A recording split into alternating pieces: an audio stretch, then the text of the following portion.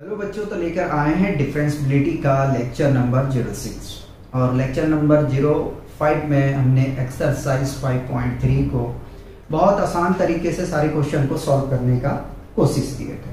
ठीक है, और हमने किए भी थे। अब लेक्चर नंबर 06 में जो हम डील करने वाले हैं वो एक्सपोनेंशियल फंक्शन और लॉगरिथमिक फंक्शन को डील करेंगे। तो सबसे पहले हम एक्सपोनेंशियल फंक्शन को समझने की कोशिश करेंगे, इनके ग्राफ को देखेंगे और ग्राफ के बिहेवियर को समझेंगे। उसके बाद में एक्सपोनेंशियल फंक्शन के हम फीचर्स को देखेंगे। उसके बाद में हम मूव करेंगे लॉगरिथमिक फंक्शन पे, क्योंकि एक्सपोनेंशियल फंक्शन को जब तक आप नहीं समझेंगे तो लॉगरिथमिक समझने में थोड़ा सा आपको प्रॉब्लम क्रिएट होगा। ठीक है, तो अगर हम अच्छे तरीके से एक्सपोनेंशियल फंक्शन को समझ लेते हैं तो हमारे लिए लॉगरिथमिक फंक्शन बड़ा इजी हो जाएगा समझने में। ठीक है, तो जरा समझिए, हमने एक्सपोनेंशियल फंक्शन का कर्व को ड्रॉ करके रखा है। ठीक है, तो हमने क्या किया है जरा देखिएगा। सबसे पहले एक पॉलिनोमियल फंक्शन को ले लिया। ठीक है, y is equal to F of x is equal to X हमने ले लिया। ठीक है, तो हम लोग जानते हैं कि जो पॉलिनोमियल फंक्शन है, ठीक है, लीनियर है, तो उनका जो कर्व होता है वो एक स्ट्रेट लाइन यानी कि सीधी रेखा बनाता है। ठीक है, आप फंक्शन में थोड़ा सा वेरिएशन करते हैं, ठीक है, चेंज करते हैं। ठीक है, तो y is equal to x square ले लिया। ठीक है, जब आप y is equal to x square function लेते हो, ठीक है, तो आप ये देखोगे कि अबाउट y एक्सिस के ये कर्व आपका स्टीपर होता चला जाएगा, यानी y एक्सिस की ओर सडनली ये इंक्रीज करेगा। ठीक है, बढ़ेगा। लेकिन जैसे और आप चेंजिंग करो तो y is equal to x cube ले लेते हो, तो ये कर्व जो है और अबाउट y एक्सिस की ओर स्टीपर होता चला जाएगा। ठीक है, स्टीपर का मतलब कि वो y एक्सिस की ओर बेंड होता हुआ चला जाएगा। ठीक है, या तो झुकता हो या मुड़ता हो। ठीक है, अब जैसे जैसे आप फंक्शन को चेंज करते हो, ठीक है, अब जैसे कि हमने y is equal to X raise to the power 4 कर दिया, तो अब कर्व को देखेंगे तो ये अबाउट y एक्सिस की ओर और स्टीपर होता हुआ हमें दिख रहा है। ठीक है, तो हमने यहां मेंशन कर दिया है, ठीक है, कि जो आपका पॉलिनोमियल फंक्शन फर्स्ट है, ठीक है, लीनियर जो है वो स्ट्रेट लाइन बनाता है, उसका आप देखेंगे तो ये कर्व है, और एक्स स्क्वायर का कर्व ये है, और एक्स क्यूब का कर्व ये है, और x raise to the power का कर्व ये है। ठीक है, एक्स की जो वैल्यू आपका होना चाहिए, ठीक है, वो 1 से बड़ी होनी चाहिए। ठीक है, 1 से बड़ी होनी चाहिए। ठीक है, इसीलिए हमने एक्स एक्सिस को 1 लिया है और y एक्सिस को भी हमने 1 लिया है, और जो सारी कर्व का इंटरसेक्टिंग पॉइंट है वो 1,1 हमने लिया है। जब आप x की वैल्यू, ठीक है, 1 से बड़ी रखोगे, यानी कि 1 और 2 के बीच में हम फंक्शन की बिहेवियर को देख रहे हैं। ठीक है, तो ऐसे कर्व को या ऐसे फंक्शन को हम लोग ग्रोथ फंक्शन कहते हैं। ठीक है, पहले मैं समझा देता हूं कि ग्रोथ फंक्शन होता क्या है। ठीक, इसको जरा मैं रफ करूं, समझिएगा, ग्रोथ फंक्शन को समझा है।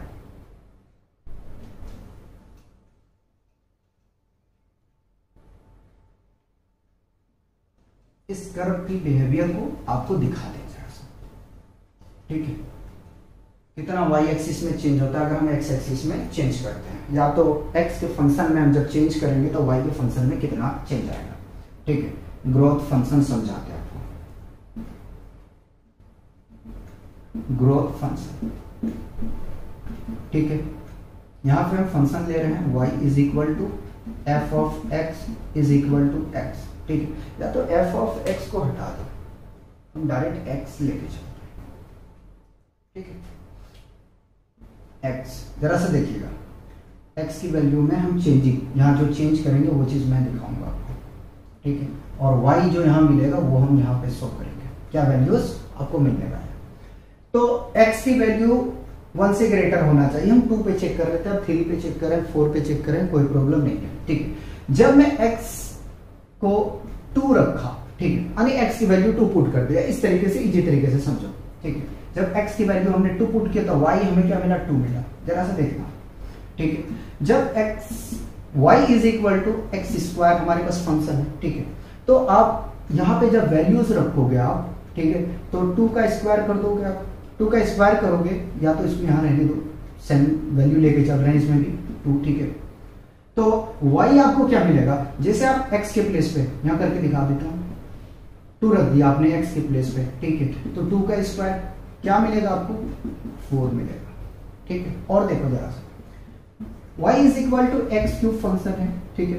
फिर अब 2 ही लेके चल रहा हूं मैं, ठीक है, तो पावर इसका 3 है, तो y क्या मिलेगा आपको यहाँ से 8 मिलेगा, ठीक है। और y इज इक्वल टू जब मैंने x raise to the power 4 लिया, ठीक है, फंक्शन क्या लिया, y is equal to x raise to the power 4, ठीक है, 2 रखेंगे तो ये 4 मिलेगा, यहां से आपको कितना 16 मिल जाएगा, ठीक है। तो अगर हमने x फंक्शन में, ठीक है, 1 का वेरिएशन किए, देखो 1 और 2 के बीच में 1 का ही वेरिएशन है, ठीक है, 1 का हमने वेरिएशन किया, ठीक है। तो हम ये देख पा रहे हैं इस कर्व को, अगर इस कर्व को हम गौर से देखें तो ये इस कर्व को देखें तो अगर हमने x फंक्शन में, ठीक है, 1 का वेरिएशन किया, देखो 1 और 2 के बीच में कितना 1 ही होता है, ठीक है। तो x की वैल्यू 1 से बड़ी होनी चाहिए, ठीक है। अगर ये समझ में नहीं आ रहा तो आप इतना माइंड में रखिए कि 2 लिया हमने, ठीक है। तो जब मैंने x फंक्शन में क्या कर दिया कि वेरिएशन करता चला गया, तो अगर आप y एक्सिस में देखेंगे, जैसे कि मैंने x के प्लेस पे 2 रखा, ठीक है, इस तरीके से समझो 2 रखा, तो y हमें 2 मिला, ठीक है। लेकिन जैसे ही y is equal to x square function हमने लिया और उसमें 2 रखा, तो y हमें क्या मिल गया, 4 मिल गया, ठीक है। और x के प्लेस पे जब हमने 2 रखा, ठीक है, x क्यूब है, समझो जरा सा, x क्यूब है, 2 रखा, पॉलिनोमियल फंक्शन पढ़े हो ना, यानी कि x के प्लेस पे इस तरीके से मैं समझाने की कोशिश कर रहा हूँ, ठीक है। 2 रखा तो हमें y 8 मिल गया, और जैसे मैंने y is equal to x 10 to the power 4 है, उसमें 2 रखा तो डायरेक्ट हमें फंक्शन मिल गया 16, ठीक है।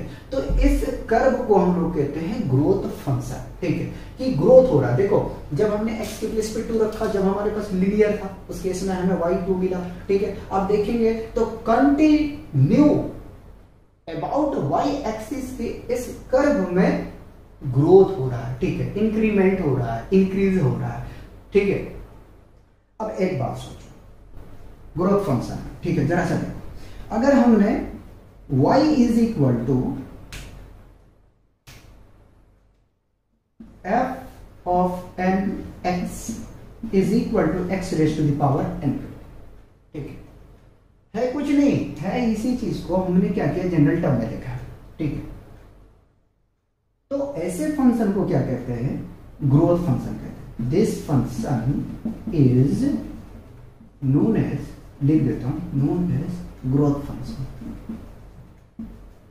ग्रोथ फंक्शन, ठीक है, ग्रोथ फंक्शन। जहां पे n क्या होगा, ठीक है, n क्या होगा, तो n हम यहां लिखते हैं, वेयर, ठीक है, where n is equal to 1 2 3 4 5, ठीक है, डैश डैश डैश, और n जो है वो बिलोंग करेगा पॉजिटिव रियल नंबर, ठीक है, या एनी रियल नंबर। कोई कंफ्यूजन तो नहीं है, पॉजिटिव रियल नंबर, ठीक है, इस चीज को आप याद रखिए, ग्रोथ फंक्शन में प्रॉब्लम नहीं होना चाहिए। अब हमारे दिमाग में क्वेश्चन तो अराइज होता ही होता है कि चलो हमने पॉलिनोमियल फंक्शन तो देख लिया कि उसमें जब हम वेरिएशन करते हैं, ठीक है, x फंक्शन में, तो y में सडनली जो होता है फंक्शन ग्रोथ हमारा करना स्टार्ट हो जाता है। जैसे हमने 2 रखा, ठीक है, अगर लीनियर है तो 2 मिला y एक्सिस में, लेकिन अगर हमारे पास में क्वाड्रेटिक आ गया, उसमें 2 रखा तो 4 मिला। क्यूबिक में अगर हमने रखा, क्यूबिक फंक्शन हमने लेके रखा है तो उसमें 8 मिल गया। अगर बाई क्वाड्रेटिक है तो उसमें 16 मिल जाएगा, ठीक है। इसी तरीके से अगर हमने x फंक्शन में इंक्रीमेंट करता गया तो y जो है उससे ज्यादा तेजी से वो फंक्शन हमारा स्टीपर होता जा रहा है अबाउट y एक्सिस, ठीक है। तो माइंड में सवाल एक आता है कि क्या ऐसा भी कोई फंक्शन होता होगा जो पॉलिनोमियल से भी फास्टर हो, तेज हो, ठीक है। तो यार देखो, पॉलिनोमियल से चलने वाले फंक्शन तो है, अपना एक्सपोनेंशियल है जो इससे तेजी से ग्रो करता है, ठीक है, इससे तेजी से वो स्टीपर होता है अबाउट y एक्सिस, ठीक है। अब यहां मैं बताता हूं, जरा ध्यान रखिए। अगर हमने y is equal to 10 raise to the power x ले लिया, ठीक है, तो आप देखेंगे इस फंक्शन से और तेजी से ये जो आपका कर्व है, ग्राफ है, वो अबाउट y एक्सिस के स्टीपर होता दिखेगा, ठीक है। अब मान लो कि मैं x के प्लेस पे 0 रखा, तो y हमें क्या मिलेगा, y मिलेगा 10 रेज़ टू द पावर 0 यानी कि 1, ठीक है। और जब हम x के प्लेस पे मान लेते हैं कि 1 रखा, तो हमें कितना मिलेगा, 10 मिलेगा, ठीक है। और देखो जरा सा, y is equal to 10 raise to the power x यानी कि अब 2 रखेंगे तो कितना मिलेगा, 100। सडनली कितना इंक्रीज कर दिया, जब 0 रखा तो 1 मिला, ठीक है, जब 1 x के प्लेस पे रखा तो 10 मिला, और जैसे ही हमने x के प्लेस पे 2 रखा तो कितना मिल गया, यहां से 100 मिल गया, 10 लिखा था मैंने, ठीक है। और अगर आप x के प्लेस पे 3 रख देते हो, ओहो, तो 1000 मिलेगा आपको। मतलब कि इस ग्राफ का अंदाजा देखो कितनी तेजी से अबाउट y एक्सिस के स्टीपर होता जा रहा है, ठीक है। तो यहां से हम ये कह सकते हैं कि कोई भी एक्सपोनेंशियल फंक्शन हो, ठीक है, कोई भी एक्सपोनेंशियल फंक्शन हो, वो हमेशा जो है 0,1 से ही पास करेगा, या तो कह सकते 1 से ही होकर आपका गुजरेगा, ठीक है। तो मैं बना रहा हूं, जरा सा ध्यान दीजिएगा।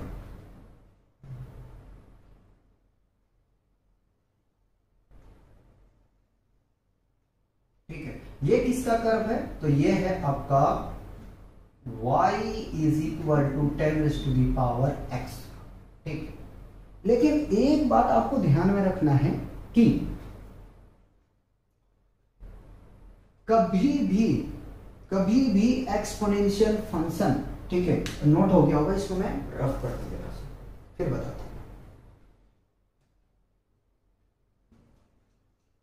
क्योंकि मुझे समझाने में इजी हो जाएगा ना ये।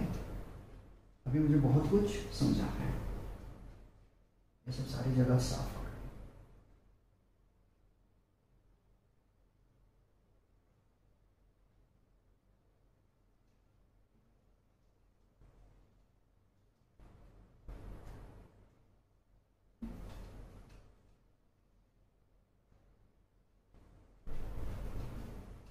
हाँ, तो हम कह रहे थे कि एक्सपोनेंशियल फंक्शन कभी भी जो है वो 0 नहीं हो सकता, ना ही वो नेगेटिव होगा, ठीक है। आप कुछ भी वैल्यू रखो, जैसे कि y इज इक्वल टू हमने लिया 10 raise to the power x है, ठीक है। कभी भी आपका ये ग्राफ जो है वो ना तो 0 के बराबर होगा और ना ही वो नेगेटिव होगा, ठीक है, कभी भी नहीं। आप कहोगे कि अगर मैंने y इज इक्वल टू मान लेते हैं कि इसकी वैल्यू -10,000 रखती है, समझो जरा सा, ठीक है। Exponential function never equal to 0, ठीक है, कभी भी एक्सपोनेंशियल फंक्शन 0 के बराबर नहीं होता है। चलो आपने रख दिया, ठीक है, समझने की कोशिश करो जरा सा, -10,000 रखती है, ठीक है। तो इसका मीनिंग क्या है, y is equal to 1/10 raise to the power, ठीक है, माइनस है तो प्लस हो जाएगा 10,000, ठीक है। यानी कि ये वैल्यू बहुत छोटा हो जाएगा, लेकिन 0 से बड़ा ही रहेगा, ठीक है, छोटा हो जाएगा। आपको ऐसा फील होगा कि ये फंक्शन जो है, ये फंक्शन x एक्सिस को टच कर रहा है, लेकिन ऐसा नहीं होगा, ठीक है, ऐसा नहीं होगा। और आप इसकी वैल्यूज को बढ़ा दो, 1 लाख कर दो, ठीक है, 5 0 ना, ठीक है। अब 1 लाख भी कर दो, तो भी ये फंक्शन जो है 0 के बराबर या नेगेटिव नहीं होगा, वैल्यू छोटा हो जाएगा, बहुत छोटा हो जाएगा, ठीक है। लेकिन ये x एक्सिस को टच नहीं करेगा, ठीक है। आपको ऐसा लगेगा कि ये x एक्सिस को टच कर रहा है, लेकिन टच नहीं करेगा, ठीक है। अब हम थोड़ा कंपेयर करते हैं कि पॉलिनोमियल फंक्शन और एक्सपोनेंशियल फंक्शन में क्या डिफरेंस है। हमने बता चुके हैं कि एक्सपोनेंशियल फंक्शन जो है आपका कभी भी 0 के बराबर नहीं होगा और नेगेटिव नहीं होगा, ठीक है। नेगेटिव से मतलब क्या है मेरा, कि कभी भी एक्सपोनेंशियल फंक्शन आपका थर्ड क्वाड्रेंट में एंटर नहीं करेगा, ठीक है, कभी भी नहीं करेगा। इस बात को हमेशा गार्ड बंद करके रखो, कभी भी इंटर नहीं करेगा, तो इस बात को ध्यान रखना, ठीक है। चलिए अब जरा कंपेयर करके हम देखें कि पॉलिनोमियल फंक्शन के बिहेवियर में और एक्सपोनेंशियल में इन दोनों में से कौन फास्टर होता है, ठीक है। इसी में बता चुका हूं, लेकिन फिर भी आपको दिखा देने थोड़ा सा। देखिए, फास्टर तो अपना एक्सपोनेंशियल ही होगा, ठीक है। तो हम यहां ले लेते हैं एक्सपोनेंशियल फंक्शन, एक्सपोनेंशियल है नेंशियल फंक्शन, और हम यहां रखेंगे पॉलिनोमियल को, पॉलिनोमियल, ठीक है। एक्सपोनेंशियल फंक्शन और पॉलिनोमियल फंक्शन, ठीक है, ये दोनों फंक्शन को हम जरा चेक करते हैं। तो हम लेते हैं y is equal to 10 raised to the power x, ठीक है, और y is equal to x का पावर हम 10 लेते हैं। इन दोनों में कंपैरिजन हम करते हैं जरा सा, ठीक है। तो चलिए सबसे पहले हमने क्या किया, x के प्लेस पे 1 रखा, ठीक है, x के प्लेस पे 1 रखा। तो जब 1 रखा, ठीक है, तो हमें यहाँ से y कितना मिला, 10 मिला। चलो इसमें रखो, y इज इक्वल टू, जब 1 रखोगे तो इसका पावर 10 है, तो ये आपको y क्या मिलेगा, 1 मिलेगा। पहले यहीं से लिखा कि फास्टर तो ये दिख रहा है, ठीक। अगर आपके माइंड में चल रहा कि 0 रख के दिखा दो, चलो मैंने रखा 0, y इज इक्वल टू 10 का पावर 0, तो ये 1 मिलेगा y। फिर यहाँ भी रख दो, ठीक है, जब आप रखोगे तो क्या 0 का पावर 10 इज इक्वल टू 0 मिलेगा, ठीक है। अगर मैंने y इज इक्वल टू 10 का पावर 100 कर दिया, ठीक है, 10 का पावर 100 कर दिया, ठीक है, जरा सा देखो, x के प्लेस पे रखा हूं 100, ठीक, तो y is equal to 100 into 10 का पावर 10 कर दिया, ठीक है, सॉरी 100 का पावर 10, ठीक है। इसको और क्या लिख सकते हैं, y इज इक्वल टू 10 का पावर कितना 2, यहां से 10 है, y इज इक्वल टू कितना होगा, 10 का पावर 20 होगा, और इसका पावर कितना है 100। तो आप देख सकते हैं, ठीक है। अब जरा सोचो, इमेजिन करो, ठीक है, कि एक्सपोनेंशियल फंक्शन कितना फास्टर होता है आपका पॉलिनोमियल फंक्शन से, ठीक है। अब देखते हैं हम इसके डिफिनेशन, ठीक है, और इसके फीचर्स देखते हैं, डोमेन रेंज में क्या क्या इनका इफेक्ट पड़ता है, वो चीज को हम देखते हैं। पहले यहां तक कॉपी किया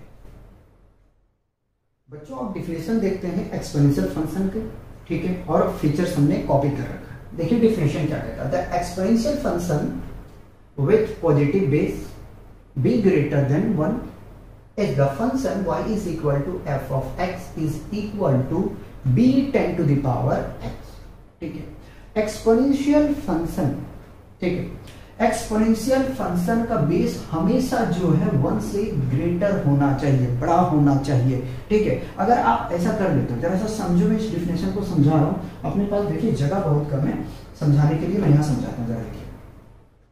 कह रहा है कि जो आपके पास में फंक्शन, एक्सपोनेंशियल फंक्शन को हम तभी डिफाइन कर सकते हैं, ठीक है, यदि आपके पास में b का वैल्यू, ठीक है, b का वैल्यू 1 से ग्रेटर होता है, तभी आपका एक्सपोनेंशियल फंक्शन को आप डिफाइन कर पाओगे, अदरवाइज आप एक्सपोनेंशियल फंक्शन को डिफाइन नहीं कर पाओगे, ठीक है।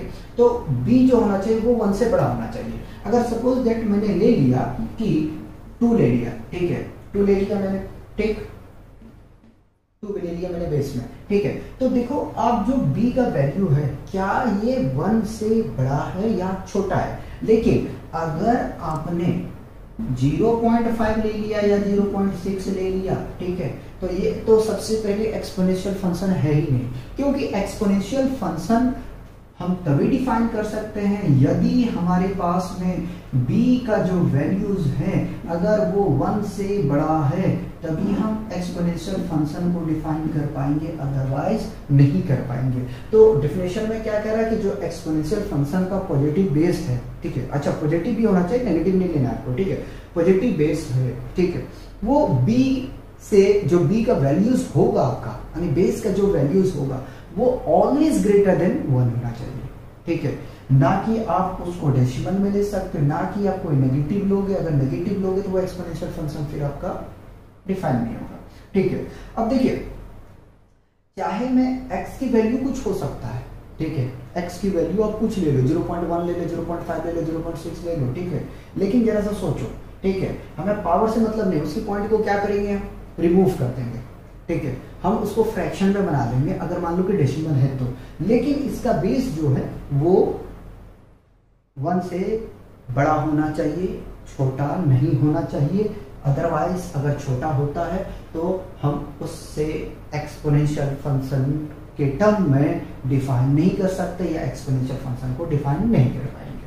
फीचर्स देखते हैं क्या है, ठीक है। देखिए अगर इसकी पावर में आप कुछ चेंजिंग करते तो वो तो चल जाएगा, ठीक है। अब आगे में हम देखते हैं फीचर एक्सपोनेंशियल फंक्शन का। कह रहे domain of the exponential function is real, ठीक है।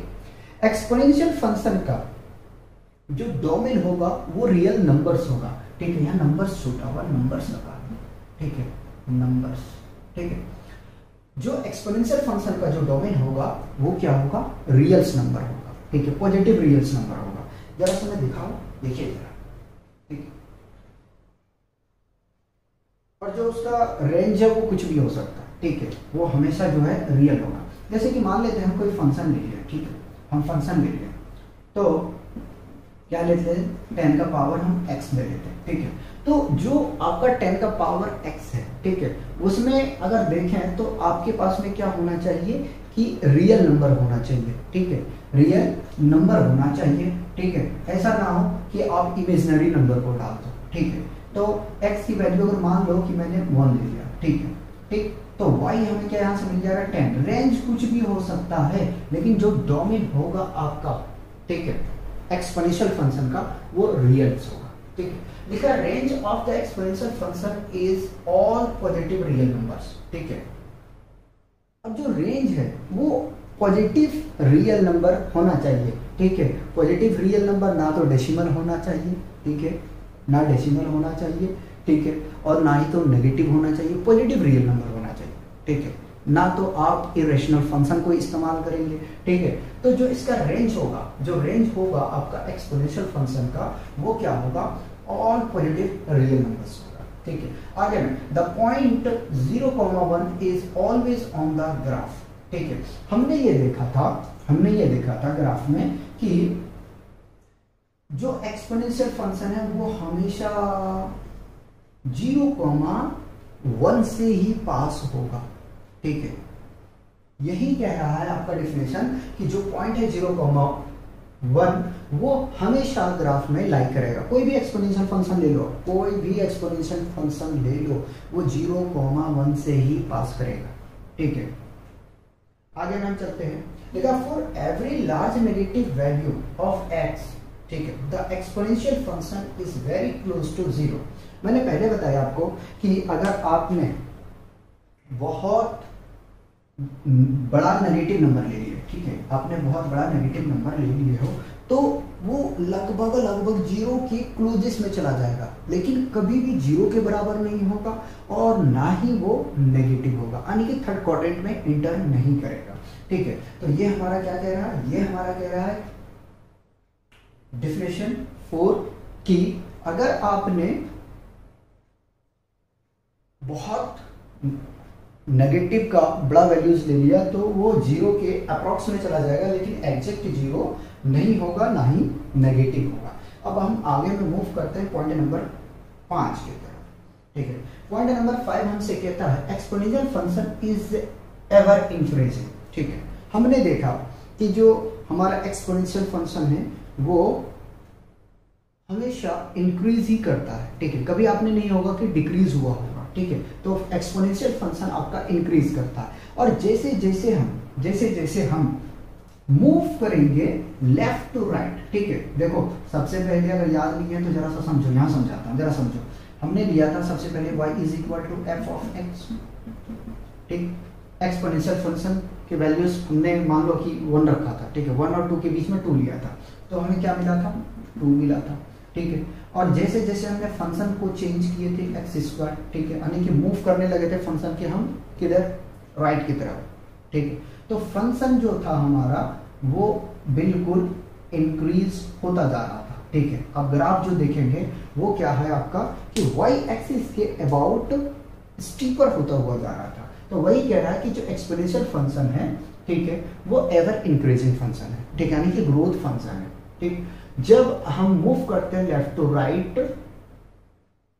ठीक है, to the graph rise above, ठीक है, जब हम लेफ्ट से राइट की तरफ चलते हैं तो जो हमारा ग्राफ होता वो वाई एक्सिस के अबाउट में सिमेट्री नहीं कि स्टीपर होता हुआ जाता है, ठीक है।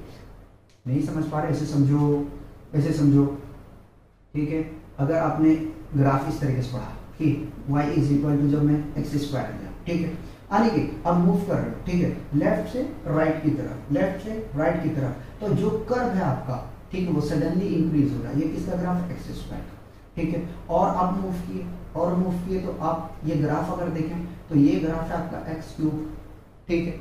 आप क्या कर रहे हो कि लेफ्ट टू राइट की तरफ मूव कर रहे हो तो आपका जो कर्व है वो स्टीपर हो रहा है अबाउट वाई एक्सिस के, ठीक है। तो ये हमारा पॉइंट नंबर 5 कह रहा है, ठीक।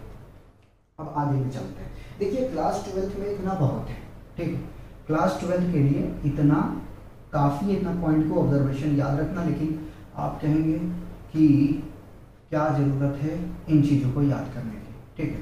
तो इससे आपका कंसेप्ट क्लियर हो जाएगा एक्सपोनेंशियल फंक्शन का। और एक्सरसाइज में हम देखेंगे इनका इस्तेमाल नहीं होगा, लेकिन अगर आप कंपटीशन का प्रिपरेशन करेंगे तो आपको सारे पॉइंट आपके लिए समझे कि बिल्कुल एक हीरे के समान जैसे, ठीक है। अब यहाँ से जो रिप्रेजेंटेशन मैंने किया है, ठीक है, क्लास 12 का केवल यहाँ तक है, ठीक है, और जेई मेंस एडवांस के लिए यहाँ से, ठीक। तो आप यहाँ तक देखें।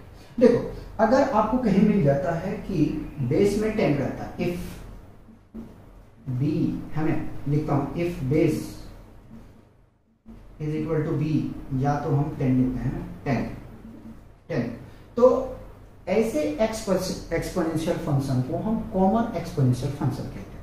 अगर किसी के बेस में आपको 10 दिखता है, ठीक है, तो उसको हम कॉमन एक्सपोनेंशियल फंक्शन कहते हैं। ये भी एक्सपोनेंशियल फंक्शन है, ये भी एक्सपोनेंशियल फंक्शन है, ये भी एक्सपोनेंशियल फंक्शन है, लेकिन नाम आपको याद रखना है कि अगर बेस में 10 है तो कॉमन एक्सपोनेंशियल फंक्शन होगा, और अगर इफ बेस है ना इज इक्वल टू ई, तो ये होता है आपका नेचुरल एक्सपोनेंशियल फंक्शन, ठीक है। और अगर बेस में आपका if base is equal to b, तो आपका एक्सपोनेंशियल फंक्शन होगा, ठीक है। यानी कि जनरली हम उसे एक्सपोनेंशियल फंक्शन कहेंगे, ठीक। अगर बेस 10 रहा तो कॉमन एक्सपोनेंशियल फंक्शन, और अगर बेस ई रहा तो नेचुरल एक्सपोनेंशियल फंक्शन, और अगर आपका बेस बी रहा तो एक्सपोनेंशियल फंक्शन। अब देखिए जरा सा, नेचुरल एक्सपोनेंशियल फंक्शन को अगर आप देखें तो क्या करता है कि ये सीरीज देता है हमारा, ठीक है। जैसे एक्सपोनेंशियल फंक्शन को आप देखेंगे, ठीक, तो अगर आप यहाँ पे 0 रखें तो 1 मिलेगा। तो इस तरीके से हमने इसको डायरेक्ट लिख के रखा है, ठीक है। ये सीरीज है, सीरीज को हमें सॉल्व नहीं करना है, हमें जरूरत है क्लास 12 में पढ़ता है इसका, लेकिन मैंने रिप्रेजेंट कर दिया कि एक्सपोनेंशियल फंक्शन क्या होता है। अगर आप यहाँ से देखें तो e का वैल्यूज होता है 2.718 के अप्रोक्स में, ये एक इरेशनल नंबर है, ठीक है। जैसे कि आपने पाई को ज्योमेट्री में यूज करते हैं, ठीक है, पाई में सॉरी, अगर पाई को देखें कि ज्योमेट्री में जितनी अहमियत है, ठीक है, उसी तरीके से एक्सपोनेंशियल फंक्शन का कैलकुलस में उतना ही अहमियत है, ठीक है। तो पाई की आप वैल्यू क्या लेते थे? 3.14 एंड सो ऑन, ठीक है। ये भी इरेशनल नंबर है। तो जो एक्सपोनेंशियल फंक्शन है एक्चुअल में ये क्या है? ये एक यूलर्स नंबर है, जिसको ऑयलर नंबर हम लोग पढ़ते हैं बेसिकली, ठीक है। क्या है? यूलर्स नंबर होते हैं जिसको हम लोग ऑयलर नंबर पढ़ते हैं, ठीक है। तो एक्सपोनेंशियल फंक्शन का सीरीज डायरेक्ट हमारा बनता है 1 plus x divided by 1 factorial, और फंक्शन इंक्रीमेंट होता जाएगा, यानी x square divided by 2 factorial, x cube divided by 3 factorial, इसी तरीके से इंफिनिटी तक हम जाते हैं। और अगर आपके पास में e 10 to the power ex रहा, ठीक है, तो जो पावर है वो पावर में इंक्रीमेंट होता जाएगा, ठीक है। 1 plus ex divided by 1 factorial, a square x square divided by 2 factorial, plus a cube x cube divided by 3 factorial up to infinity, ठीक है। और अगर बेस में a रहा, ठीक है, अगर बेस में a रहा, यानी कि e 10 to the power x, तो इसका सीरीज क्या होगा? 1 प्लस लॉग, ठीक है, a to the base e, ठीक है। इसको रिटर्न कैसे करते हैं? Log a to the base e, log a to the base e, चलो लॉगरिथमिक में बता दूंगा, ठीक है, divided by 1 factorial plus log a square divided by 2 factorial, और ए स्क्वायर है ये आपका, ठीक है। तो हमें यहाँ से पूरा रिडबल करना चाहिए, लॉग ए, ठीक है, का whole square into a square divided by 2 factorial up to infinity, ठीक है। अब एक्सपोनेंशियल फंक्शन को रिप्रेजेंट कैसे करते हैं, ठीक है, तो अगर e raise to the power x रहता है ये भी एक्सपोनेंशियल फंक्शन, 10 का पावर x रहता है ये भी एक्सपोनेंशियल फंक्शन, ठीक है, और अगर 2 का पावर x रहता है तो भी ये एक्सपोनेंशियल फंक्शन है, ठीक है। तो एक्सपोनेंशियल फंक्शन हमारा यही कंप्लीट होता है। अब हम देखेंगे लॉगरिथमिक फंक्शन को, पहले कॉपी किया जाए। अब बात करते हैं लॉगरिथमिक फंक्शन को। एक्सपोनेंशियल फंक्शन हमने समझ चुके हैं। अब आइए लॉगरिथमिक फंक्शन का सबसे पहले हम डेफिनेशन देखते हैं। तो डेफिनेशन कह रहा है let b greater than 1 b are real number then we say logarithm of a to the base of b is x, ठीक है। नहीं आए समझ में? देखिए स्टेटमेंट हमसे कहता है कि log of a to the base of b is equal to x होता है, ठीक है। फिर से मैं रिपीट कर देता हूं, log of a to the base of b is equal to x होता है यदि if b 10 to the power x is equal to a होता है। अब यहां से समझिए कि ये कहना क्या चाह रहा है, ठीक, ये कहना क्या चाह रहा है उसको जरा सा समझो, ठीक है। तो स्टेटमेंट कह रहा है, जरा सा देखिएगा स्टेटमेंट क्या कह रहा है, ठीक है, कि if b 10 to the power x is equal to a होता है, ठीक है, या a के बराबर होता है। तो जैसे कि हमें पता है कि 2 का पावर 5 ले लिया गया, ठीक है, 2 का पावर 5 कितना होता है 32 होता है, ठीक है। तो अब इसको आपको लॉग के टर्म में रिप्रेजेंट करना है, ठीक है, इस जो स्टेटमेंट आपको कह रहा है। तो आप क्या करेंगे, सबसे पहले आप लिखो log a to the base of b, ठीक है। अब a के जगह में क्या रखोगे, जरा सा देखो, a आपके पास में क्या है, a आपके पास में क्या है 32, ये नहीं है 32 है, 32 लिखो, ठीक है। समझो बात को, एकदम छोटी छोटी सी बात को ध्यान रखो, ठीक है। लिख दिया log 32 बेस क्या रखोगे 2 रखोगे, तो ये आपको मिलेगा 5 के इक्वल में, ये कहना चाह रहा है आपसे, ठीक है। अगेन आते हैं डेफिनेशन पे, लेट b ग्रेटर देन 1, ठीक है, b और real number then we say that logarithm of a to the base of b is x, ठीक है। Logarithm of a to the base of b is equal to x, ठीक है। If b 10 to the power x is equal to a, ठीक है। अब b आपका क्या हो सकता है, यहाँ 2 हो सकता है, यहाँ पे 10 हो सकता है, यहाँ पे 4 हो सकता है, कुछ भी हो सकता है, तो वो क्या देगा आपको a देगा, ठीक है। देखिए एनसीईआरटी में बड़ा अच्छे तरीके से इसको डील किया है। देखिए एनसीईआरटी को हमने कैसे करके रखा, ठीक है। एक एक लाइन बड़ा सटीक लाइन दिया, चाहे एक्सपोनेंशियल फंक्शन हो या लॉगरिथमिक फंक्शन, आप पढ़ेंगे बिल्कुल समझ में आ जाएगा, ठीक है। तो ये जरा सा हम और समझने की कोशिश करते हैं। जैसे कि अगर आपके पास में 10 स्क्वायर है तो आपको क्या मिलता है 100। हम लोग बचपन क्लास से जानते हैं कि 10 का स्क्वायर 100 होता है। अब इसको लॉग में जरा सा डिनोट करके दिखाओ या रिप्रेजेंट करके दिखाओ। तो लॉग ऑफ सबसे पहले क्या लिखेंगे, सबसे पहले 100 लिखेंगे, ठीक है, 100 लिख दें, ठीक। और बेस में क्या रखेंगे, बेस में 10 रखेंगे तो मिलेगा आपको 2, ठीक है। यही कह रहा है कि if b 10 to the power x is equal to a, ठीक है। अगर आपके पास में b 10 to the power x है तो आपको a देगा। और जरा सा देखो, अगर मैंने ले लिया कि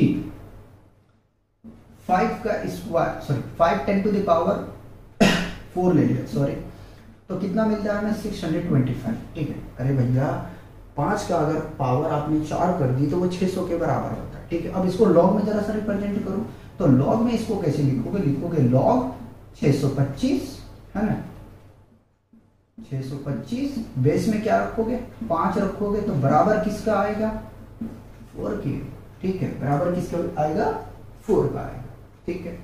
और अगर आप देखें तो ऐसा भी हम इसको कर सकते थे। जरा और एग्जांपल देखो कि अगर आपके पास में है कि 25 का स्क्वायर है, 25 का स्क्वायर करते हैं, मैं 22 लिख रहा हूँ, 25 का स्क्वायर 625 के बराबर होता है। अब लॉग में इसको हम कैसे लिखेंगे, तो लिखेंगे logarithm of 625 to the base of 25 is equal to 2। ठीक है, जरा से एक मिनट रुकिएगा, मैं स्टेटमेंट को चेक कर लूं।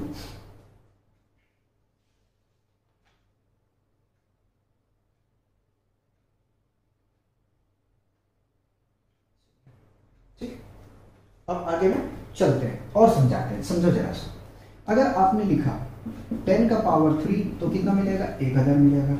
इसको हम लॉग में रिप्रेजेंट करते हैं, जरा सा देखो कैसे करेंगे।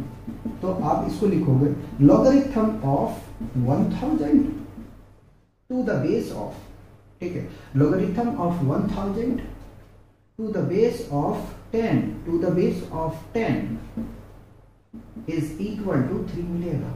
ठीक है, इज इक्वल टू 3 मिलेगा। और समझाता हूं, ठीक है, और समझाता हूं, समझो जरा सा। अगर आपके पास में एग्जाम्पल रहता है, एग्जाम्पल के तौर पे 4 ले लेते हैं ना, 4 का पावर 4, तो 4 4 जा 64 होता है ना। ठीक है, 4 चौका 16, 16 चौका 64, 64 दूनी 128 होता है ना। अरे भैया गलत हम नहीं कर रहा। ठीक है, चलो 2 का पावर हम, चलो 4 का पावर हम 3 ले लेते हैं। ठीक है, जिसका हमें याद है उसका ले लेते हैं। तो 4 का पावर हमने कितना कर दिया, 3। ठीक है, हमें पता है कि इसका जो क्यूबिंग होगा वो 64 है। ठीक है, 64। ठीक, अब लॉग में इसको हमें लिखना है, तो लिखते हैं लॉग, ठीक है, बेस नहीं लोगे, क्या लोगे, लॉग ऑफ ए के प्लेस पे क्या है यहाँ पे 64, नहीं समझे, logarithm of a to the base of b is equal to x. ठीक है, तो 64 आपने यहाँ पे ले लिया। ठीक है, बेस में क्या रखोगे, 4 रखोगे, तो ये आपको 3 दे देगा। ठीक है, ये है। ठीक है, और समझाऊं, समझो और समझो। अगर मैंने ले लिया कि 10 का पावर 4 यानी कि 10,000 होता है बाय क्वाड्रेटिक में, तो अगर इसे लॉग में लिखना है तो हम कैसे लिख सकते हैं, इसको लॉग में लिखेंगे सबसे पहले लॉगरिथम ऑफ 10,000, ठीक है, to the base of 10 is equal to 4। ठीक है, यह है तरीका आपको लॉग में रिप्रेजेंट करने का। तो मैं उम्मीद कर सकता हूं कि इतना समझ में आया। ठीक है, अब चलते हैं आगे में। लिखा है मैंने कि 4b ग्रेटर देन 1। ठीक है, अगर हमें लॉगरिथमिक फंक्शन को डिफाइन करना है तो b का जो b है आपके पास में, यानी बेस की हम बात कर रहे हैं, बेस। ठीक है, जो बेस होनी चाहिए वो 1 से बड़ी होनी चाहिए। जैसे एक्सपोनेंशियल फंक्शन में हमने बात किए थे, देखो कितना आसान हो रहा समझने में। तो एक्सपोनेंशियल फंक्शन में भी यही बात हम करते थे कि जो हमारे पास में b वैल्यू है, ठीक है, या तो a है, वो क्या होना चाहिए कि 1 से ग्रेटर होना चाहिए। तो यहाँ पे भी वही कह रहा है कि जो b का वैल्यू यानी बेस वो 1 से ग्रेटर होना चाहिए, तभी हम लॉगरिथमिक फंक्शन को डिफाइन कर सकते हैं। अगर ऐसा नहीं होता है तो हम लॉगरिथमिक फंक्शन को डिफाइन नहीं कर पाएंगे। ठीक है, अब आगे में चलते हैं। Logarithm as a function from positive real number to all real numbers. ठीक है, नहीं समझ में आया, आसान करेंगे इसको। ठीक है, देखिए जो लॉगरिथमिक फंक्शन है ना, लॉगरिथमिक फंक्शन वो पॉजिटिव रियल नंबर के लिए जो है वो हमारा वैलिड होता है। अगर अभी भी समझ में आए, आओ जरा आसान करते हैं। हमने लिया कि x इज इक्वल टू, ठीक है, log x to the base of b is equal to y। ठीक है, इसको मिटा दें, फिर मैं समझाता हूं। आराम से सीखना है, कोई हड़बड़ी नहीं है। ठीक है, समझो जरा सा। log x to the base of b is equal to y। ठीक है, अब जरा सा समझिएगा। ठीक है, अगर यहां पे मैं बात करूं तो x हमारा क्या है, डोमेन है, और y हमारा क्या है, रेंज है। ठीक है, आराम से समझो, ठीक है। तो जो x होना चाहिए, ठीक है, जो लॉगरिथम में x का वैल्यू होना चाहिए वो पॉजिटिव रियल नंबर होना चाहिए, ठीक है, पॉजिटिव रियल नंबर होना चाहिए, ना कि नेगेटिव रियल नंबर होना चाहिए, पॉजिटिव रियल नंबर होना चाहिए, ठीक है। लेकिन रेंज आपको कुछ भी मिल सकता है, ठीक है, रेंज आपका कुछ भी हो सकता है। तो यही हमसे कह रहा है कि logarithm as a function from positive real numbers to all real numbers, ठीक है। आगे में हमने आपको समझा चुके हैं कि logarithm of x to the base of b is equal to y if b 10 to the power x is equal to y। जहां पे हमने कहा कि x होना चाहिए क्या, पॉजिटिव रियल नंबर होना चाहिए, रियल नंबर होना चाहिए, नंबर्स होना चाहिए, y कुछ भी हो सकता है आपका, क्योंकि ये रेंज है, ठीक है। डोमेन जो है आपका वो पॉजिटिव रियल नंबर होनी चाहिए, और रेंज आपको कुछ भी मिल सकता है, ठीक है। ऐसे समझो, मैं समझो कि मैं अभी आपको लॉगरिथम नहीं पढ़ा, ऐसे समझो y is equal to x, ठीक, x हमारा डोमेन है और y हमारा रेंज। तो x में आप समझो, सोचो जरा सा ऐसे कि x में हम पॉजिटिव रियल वैल्यू रख रहे हैं, ठीक है, 1 रख दिया, ठीक है, 2 रख दिया, 3 रख दिया, 4 रख दिया, ठीक है। तो डोमेन हमारा सिर्फ रियल पॉजिटिव नंबर होना चाहिए, जबकि रेंज कुछ भी हो सकता है। x की वैल्यू हम जैसे जैसे चेंज करेंगे तो डोमेन हमें उसी तरीके से मिलेगा, ठीक है। यानी कि हम यहाँ कह सकते हैं जो x हमारा है वो क्या है, इंडिपेंडेंट वेरिएबल है, y हमारा डिपेंडेंट वेरिएबल, जो हम लोग पॉलिनोमियल में पढ़ते हुए आए हैं, ठीक है। तो यहाँ पे इसी बात को ध्यान में रखना है। अब आगे में चलते हैं कि अगर आपके पास में बेस में 10 रहता है, ठीक है, मैंने क्या लिखा है कि if base is equal to 10 then log of x to the base of 10, तो उसे हम कहते हैं कॉमन लॉगरिथम, ठीक है। अगर आपके पास में बेस में 10 रहा तो कॉमन लॉगरिथम होगा, और अगर आपके बेस में e रहा तो नेचुरल लॉगरिथम हम लोग कहते हैं। और नेचुरल जो लॉग रिप्रेजेंट तरीका है करने का, ठीक है, आप केमिस्ट्री में देखे होंगे, ठीक है, कि ln लिखा हुआ होता है, तो उसका मतलब है कि वो नेचुरल लॉगरिथम है, जबकि एनसीईआरटी ने डायरेक्ट log x लिखा है। अगर जहां आपको log x लिखा हुआ दिखता है तो आप समझ जाना कि log of x to the base of e है, यह आपको कंसीडर करना है, ठीक है। इस बात को आप माइंड में रखेंगे कि अगर कहीं पे लिखा हुआ है log x तो इसका मतलब है कि आपके पास में बेस में जो है वो आपके पास e है, ठीक है। अब यहीं से हम लगे हुए जरा सा इसकी प्रॉपर्टी की बात कर लें, ठीक है। प्रॉपर्टी के बाद में फिर हम इसका ऑब्जर्वेशन देखेंगे ग्राफ के साथ, ठीक। तो एनसीईआरटी जो आप लोग से हम यही रिक्वेस्ट करेंगे कि एनसीईआरटी को बहुत अच्छे तरीके से पढ़ो। देखो हमने अपनी एनसीईआरटी को कैसा करके रखा, एक बार तो दिखा चुके हैं, ठीक। एक एक लाइन बहुत अच्छे तरीके से एनसीईआरटी ने लिखा है, ठीक है। तो हम इसकी प्रॉपर्टी को डिस्कस कर लें।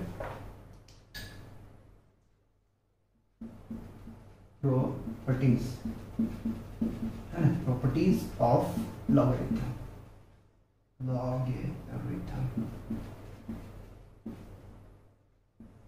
जरा सा देखिए प्रॉपर्टी है कि log p to the base of a is equal to log p to the base of b divided by log a to the base of b। ये प्रॉपर्टी अभी समझ में नहीं आएगा, अब मैं समझाता हूँ इसको, ठीक है, इसलिए मैंने लिख लिया इसे। अब समझो, मान लो कि हमें log बेस को चेंज करना है, ठीक है, मुझे किसी दूसरे बेस में जाना है, ठीक है। तो मैं मान लिया कि अगर मुझे बी बेस में लेके जाना है, ठीक है, ठीक, log ऑफ p, ठीक है, log ऑफ p हमने यहां से ले लिया, जरा सा समझना है, ठीक है, हाँ p रहने दो, ठीक है।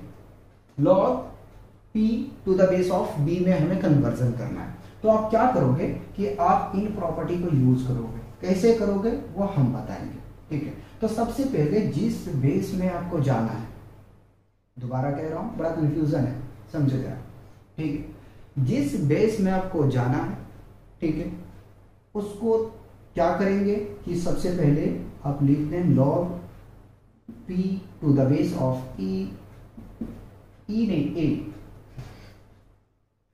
ठीक है, is equal to log of b base to the b, उल्टा बोल दिया, log of p to the base of b, और जिस बेस में जाना है ना डिवाइड करो उससे, ठीक है। कैसे डिवाइड करोगे, सबसे पहले इस p को भी हटा दो, b बेस में जाना है, b बेस में जाना है, log b लिखो, log b लिख दिया, ठीक है। इसका देखो जरा सा, ठीक है, पावर हम कुछ टाइम के लिए मान लो पावर, ठीक है, तो ये पावर की है लिखो, ठीक है। इसका बेस ऐसे रहेगा, किस में जाना है आपको जाना है बेस बी में, ठीक है। तो बी हमने पहले दोनों को लिख दिया, ठीक है। अब जरा सा देखो, जो इसका बेस है ना उसको लिखो log of a to the base of b, ठीक है। फिर से बता देता हूँ, फिर से रिपीट करता हूँ एक बार, जिस बेस में जाना है सबसे पहले क्या करेंगे, log ऑफ b लिखोगे, ठीक है। log of p to the base of b, उल्टा बोल गया, log of p to the base of b लिखोगे, ठीक है। p तो बाद में बिठाना और a बाद में बिठाना, ठीक है। पहले log b, ठीक है, नोमिनेटर और डिनोमिनेटर में आप इन दोनों को इस तरीके से लिख लेंगे। उसके बाद में पहुंचना कहाँ है, पहुंचना हमें p पे, p से आप क्या कर देंगे, इसको p लिख देंगे, और आप जो इसका बेस है उसको आप यहाँ पे लिख देंगे, ठीक है। तो ये प्रॉपर्टी आपका यहाँ से कंप्लीट होता है।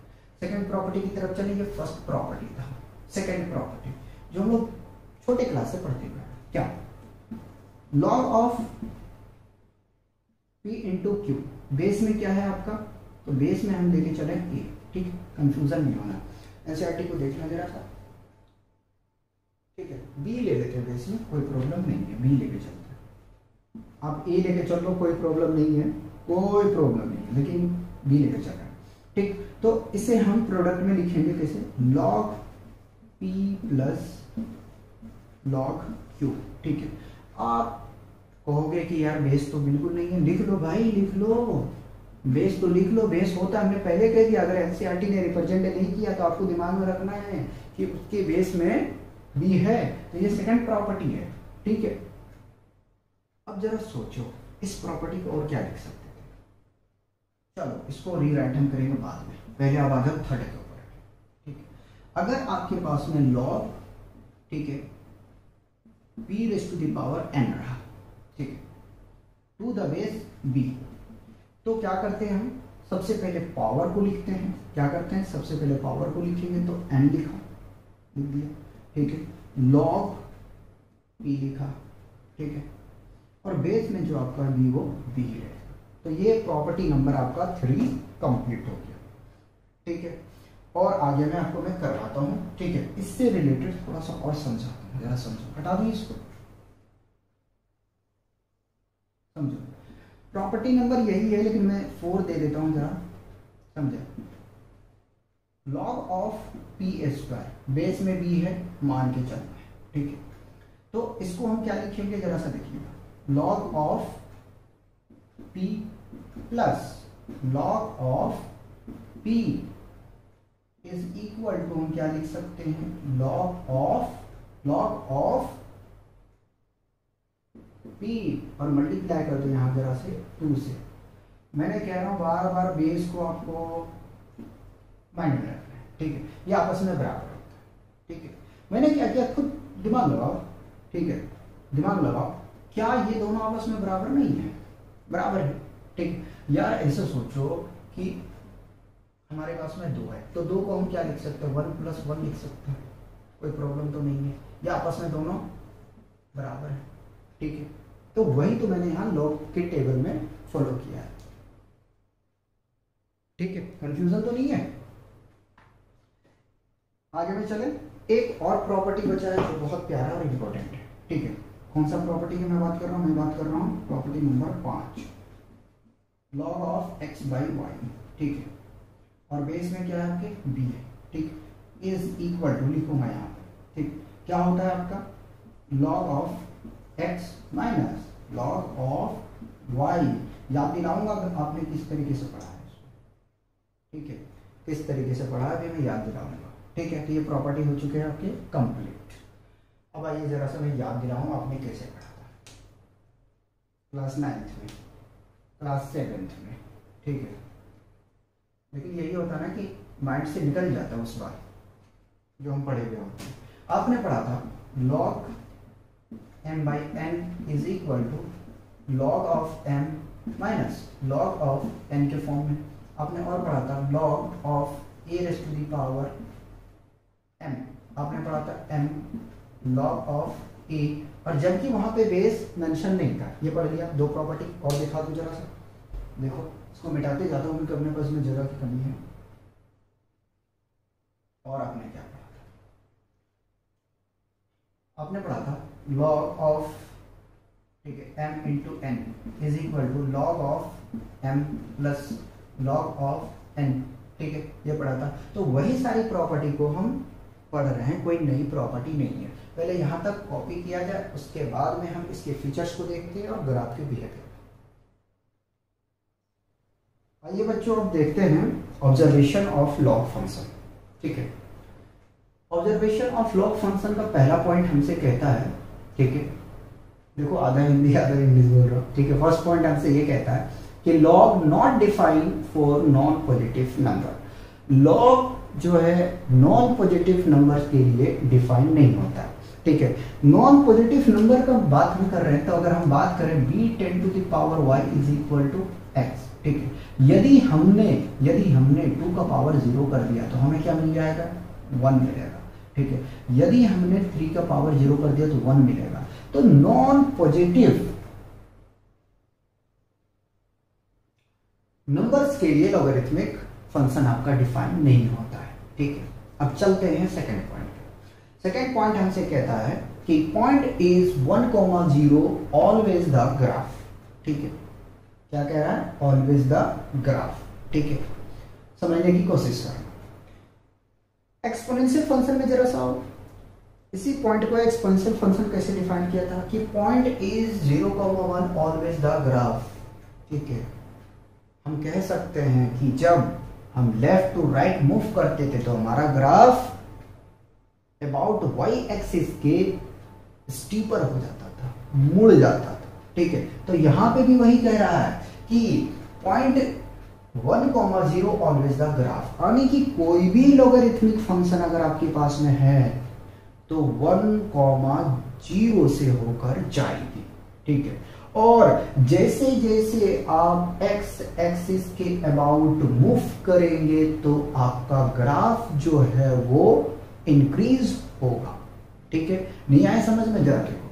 मान लो आप यहां पे थे, ठीक है, तो x एक्सिस ये मान लिया, y एक्सिस आपका ये होगा, ठीक है। लेकिन जैसे आप यहां से मूव कर गए इस प्लेस पे, ठीक है, तो आप देखेंगे कि ग्राफ जो है सडनली चेंज हुआ है, ठीक है।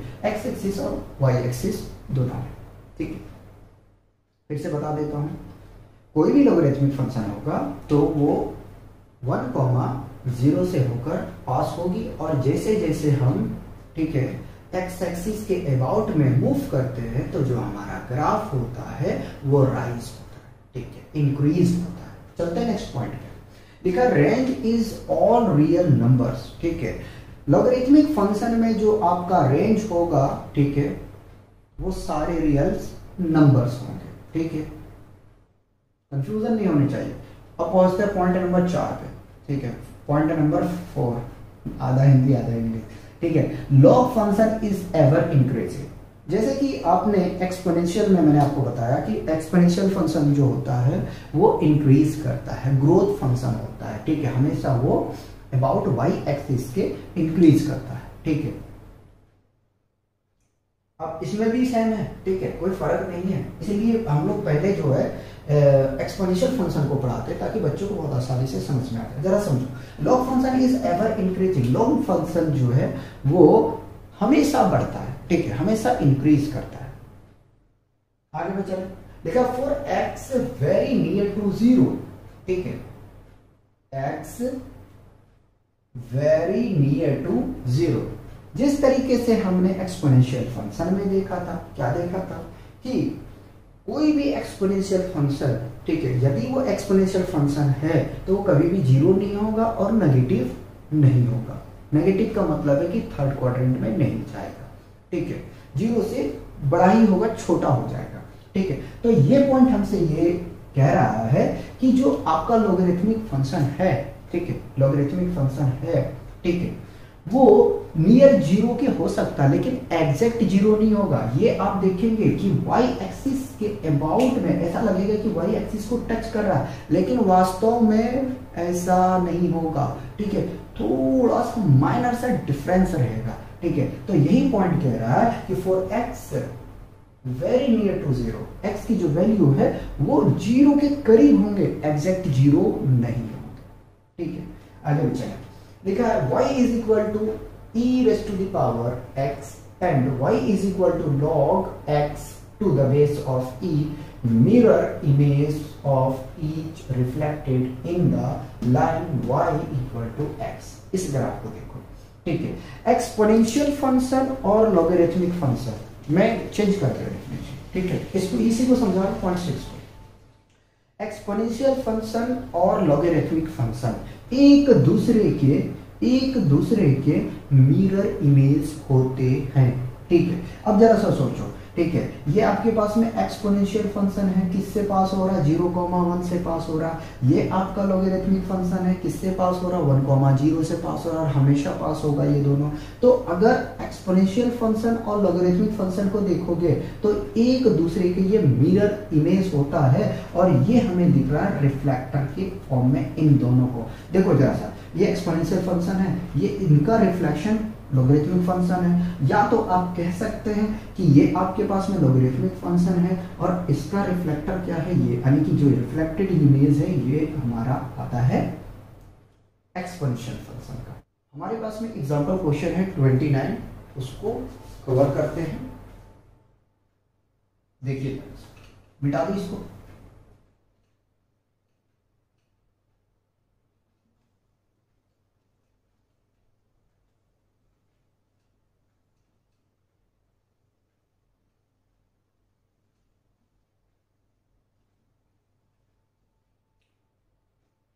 एग्जाम्पल 29 देखते हैं, इसको कंप्लीट कर देते हैं, फिर हम एक्सरसाइज का सॉल्यूशन करेंगे। क्वेश्चन 29 में करें differentiate the following with respect to x, ठीक है। हमने लिखा y is equal to e 10 to the power x है। कैसे डिफरेंशिएट करोगे, सबसे पहले आप सॉल्यूशन लिखो, ठीक है, सॉल्यूशन आपने लिख लिया, उसके बाद में y is equal to e 10 to the power x है, ठीक है। सबसे पहले लिखो डिफरेंशिएटिंग, जिस तरीके से अपना जो तरीका होता है, differentiating both side with respect to x, ठीक है, with respect to x, dy upon dx, ठीक है। हम y का डिफरेंशिएशन करेंगे तो हमें मिलेगा dy upon dx is equal to d by dx of y, क्या आपके पास में e raise to the power x है, और इसका जब डिफरेंशिएशन करोगे तो आपको मिलेगा e raise to the power x, ठीक है। अगेन x का करोगे तो 1 मिलेगा। तो इस तरीके से फर्स्ट पार्ट हमारा कंप्लीट, ठीक है। सेकेंड पार्ट जरा सा देखिए, सेकेंड पार्ट क्या है, सेकेंड पार्ट है आपके पास में साइन, यानी कि y is equal to sine log x, ठीक है, और हमसे ये कहता है कि x की वैल्यू कितनी होनी चाहिए, 0 से बड़ी होनी चाहिए, ठीक है। करते हैं इसका सॉल्यूशन, ठीक है। देखिए कंपोजिट फंक्शन है यहाँ पे, ठीक है, कंफ्यूज बिल्कुल नहीं होना है, कंपोजिट फंक्शन है जो हम पिछले लेक्चर में पढ़ चुके हैं, ठीक है, पिछले में, ठीक है, यानी लेक्चर नंबर 4 में। क्या करोगे, डिफरेंशिएट करो बोथ साइड पे, तो differentiating both side with respect to x, ठीक है, dy अपॉन dx, y का कर दिया डिफरेंशिएशन, ठीक है, d by dx of sine log x, ठीक है, भूल जाओ इसको x मान लो, ठीक है, भूल जाओ कि log है, x माइनस में, तो dy upon dx is equal to, ठीक है, साइन का करोगे तो आपको मिलेगा cos, ठीक है, x के प्लेस पे क्या है log x, ठीक है। अगेन डिफरेंशिएशन आप करोगे d by dx of log x का, ठीक है। तो मिलेगा cos log ऑफ x को मैंने कॉपी कर लिया, मिलेगा यहां से 1/x। ठीक है, अरेंजमेंट करके लिखो, cos log x divided by x। ठीक है, dy अपॉन dx। ये सेकेंड पार्ट भी हमारा कंप्लीट हो जाता है। आगे में हमारे पास में है थर्ड पार्ट। थर्ड पार्ट में क्या कह रहा है कि y is equal to cos inverse e raised to the power x। ठीक है, अब कुछ टाइम के लिए इसे भूल जाओ। ठीक, तो सॉल्यूशन करें। y का कर दिया हमने डिफरेंशिएशन, तो dy अपॉन dx मिल जाएगा। ठीक है, आप लिख लेना यहाँ differentiating both side with respect to x। ठीक है, cos का डिफरेंशिएशन आपको पता है क्या होता है, -1/√ऑफ, अरे यार दिखा दो, देखो d/dx of cos inverse e raised to the power x। ठीक है, तो cos का डिफरेंशिएशन 1/√ऑफ 1 - x² होता है। अभी मिटाऊंगा इसको। ठीक है, x के प्लेस पे क्या है, e raised to the power x minus तो नहीं प्लस, इस तरीके से लिखोगे। अगेन डिफरेंशिएशन करोगे आप किसका, e raised to the power x। ठीक है, अब सोचो जरा सा, सोचो क्या सोचो मैं भी बताता हूं। देखो ये पावर जो है ना, आप इस तरह मत लिख देना कि e raised to the power x²। चलो लिख भी देगा तो कोई सी बात नहीं, वो 2 आगे ही आ जाएगा। Square root of 1 - e raised to the power 2x होगा। ठीक है, और इसका डिफरेंशिएशन करोगे तो आपको मिलेगा क्या, e raised to the power x ही मिलेगा। ठीक है, तो हम इसको लिख सकते हैं -e raised to the power x divided by square root of 1 - e raised to the power 2x। ये हमारा थर्ड पार्ट कंप्लीट हो गया। यार बिल्कुल जान नहीं है एक्सपोनेंशियल फंक्शन में। ठीक है, बहुत आसान है। फोर्थ देखो जरा, बिल्कुल जान नहीं है एक्सपोनेंशियल फंक्शन में जो दिया हुआ है एनसीईआरटी में। y is equal to e10 to the power 10x। ठीक है, देखो जरा सॉल्यूशन करें। कर दिए डिफरेंशिएशन y का, तो dy अपॉन dx मिलेगा हमें यहाँ से। ठीक है, और d/dx of e10 to the power 10x। ठीक है, इसका डिफरेंशिएशन करोगे तो यही मिलेगा, यानी कि e10 to the power 10x मिलेगा। अगेन डिफरेंशिएशन करोगे क्योंकि फंक्शन ऑफ फंक्शन है ना, तो 10x ये dy अपॉन dx। तो dy upon dx is equal to, इसको कॉपी कर लो, e10 to the power 10x। 10 का डिफरेंशिएशन आपको पता है क्या होता है, sec² x। ठीक है, तो ये फाइनली आपका आंसर होगा। ठीक है,